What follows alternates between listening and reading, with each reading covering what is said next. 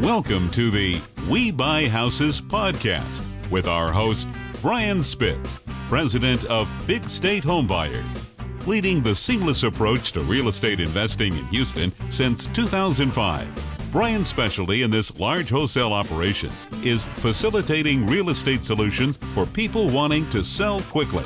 Each week, we discuss the ins and outs of wholesale real estate investing and related topics by professionals who matter. And now, here's Brian. Hello, I'm Brian Spitz with Big State Homebuyers, and today we're visiting with Pete Newbick from Empire Industries. Empire Industries is an expert company that manages rental properties for real estate investors, correct? That's correct. We manage over 350 homes all throughout the Houston and surrounding areas. Great. Being in the rental business, being a landlord is not an easy business. Actually, Big State Homebuyers' second largest demographic of sellers are landlords that are tired of being landlords.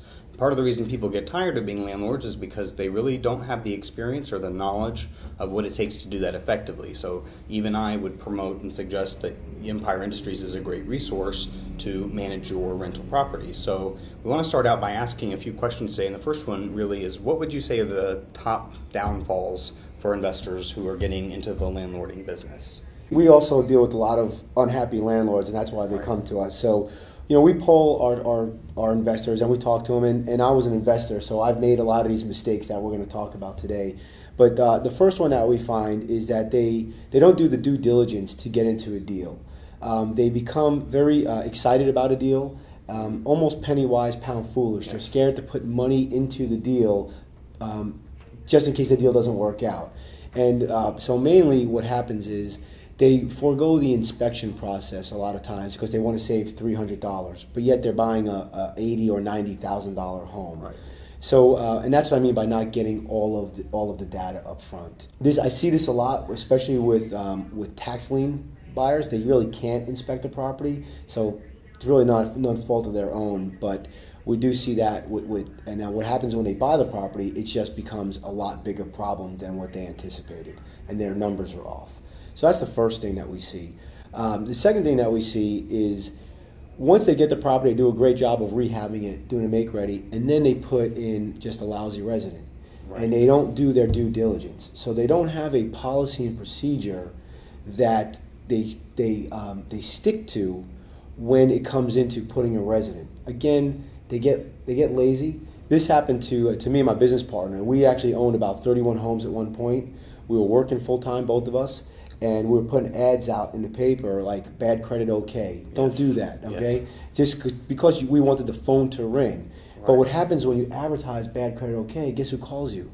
With bad credit. People with bad credit, or people with broken leases, or people with evictions. And we got so busy because we made the phone ring so much that we didn't do our due diligence. So we didn't do send us the documentation of your pay stubs, or give me your driver's license number, give me your social so I can run a credit, a criminal, a background check. I didn't call the companies. And so really what happens is you become a little bit lazy. Somebody comes in, you don't want to show the house 15 times, I get it, and so you put somebody in that you just want somebody in there. And then of course 2-3 months later, either you're evicting them, they're slow pay, and things of that nature. So that's the second biggest problem that we've seen. And we get a lot of clients that come in that are just, I'm done with my tenant. I don't want to deal with it anymore. The third biggest downfall of investors is now they have maybe a semi-decent tenant in there, but they don't keep accurate records. Such as they don't have an up-to-date lease.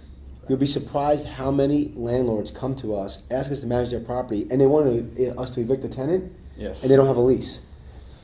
Just so you know, if you do not have a lease, when you go to eviction court, you probably will not win. Mm-hmm. So it's very important to have a lease. Now, the standard lease, the standard TAR lease or TREC lease, they roll over month to month. So as long as you have an outdated lease, it's better than no lease. Right. But many landlords don't even have a copy of the lease, and then they don't have a way to get in touch with their resident. The phone numbers they have are old. They don't have up-to-date records on the resident. They don't have any of the rental application information. So even if you wanted to evict them or get rid of them, and they leave a big mess behind, and you want to charge them for that, you can't even send them to collections because you don't have any information. You don't have records of maintenance upkeep. So if you do go to court for maintenance issues, there's no conversations or maintenance upkeep. So so all of those will get you into a pickle as a landlord. And so the law really favors or protects the tenant. I mean, you really, as a landlord, have to document and you have to follow all these procedures. And from my understanding, there's a whole lot more, procedures and codes and things that have to be followed for landlords than most people would realize. Absolutely. There are more renters than there are landlords. Right. The judges get,